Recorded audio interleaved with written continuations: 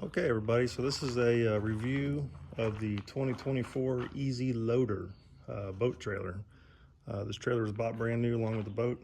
I'd like to point out some issues we've had with this thing being a year old. First off is, if you ever get these trailers that have these red rubber bumps, they'll end up marking up your boat. So the easiest thing to do would just be to cover it in some bunk material there. We had this thing come in where some of these bolts weren't tight. We brought the boat in, it sheared this off and poked a hole in the boat. And that was brand new from EZLOADER. And one thing you want to do as well is get some corrosion spray and hit these galvanized brackets under here. Some of the stainless hardware, you can touch up all that just to help keep the corrosion off of that zinc plating. So the other issue we get with this thing is a year old.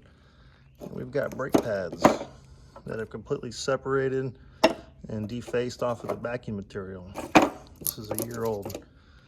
So this trailer, when it's brought out to the water, we go intercoastal out here in the ocean, but the trailer is brought back and actually dunked in a pond and cleaned out thoroughly and washed and everything you can imagine to help keep this thing as good as long as possible. So what we're doing here is we're trading these brake pads out with some stainless steel backed pads here from Trailer Parts Depot. And these things here are organic, so they're non-metallic, so the metallic won't actually rust and seize up to the zinc plated steel rotors. But yeah, so we're going to hit it with some of this Boeing corrosion resistant spray and also some anti-rust, basically a thread sealant stuff. We're going to hit it in there and get that stuff to help keep that stuff fresh. Another issue we had is these E-rated 10-ply tires that came with this thing factory.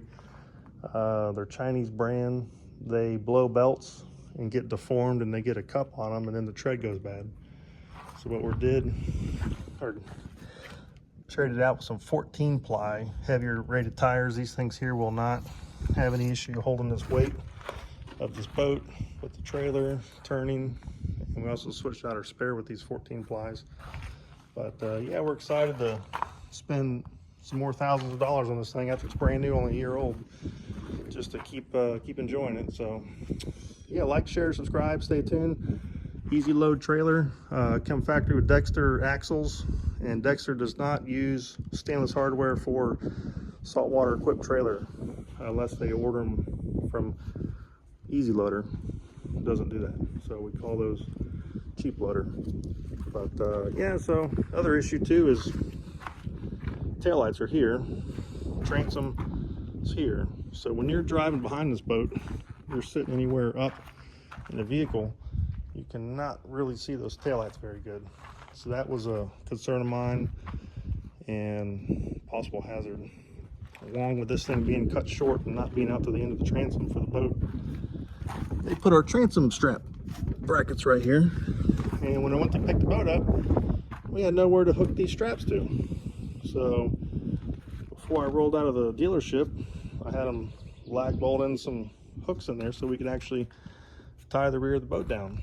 Don't want this thing jumping around or having some moments on the highway with crazy drivers here in Florida, so we definitely want to be safe and secure as we go down the road.